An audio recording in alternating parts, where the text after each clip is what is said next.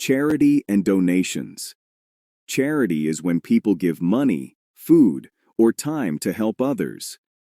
Many people donate to support children, animals, education, or disaster relief. Even small donations can make a big difference.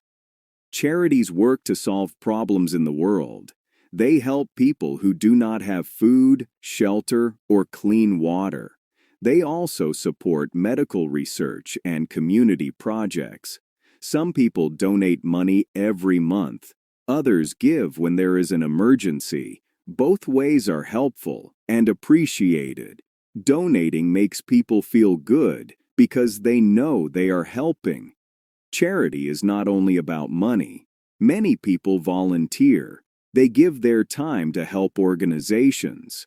This is another important kind of support. Helping others makes the world a better place. When people donate or volunteer, they spread kindness and hope.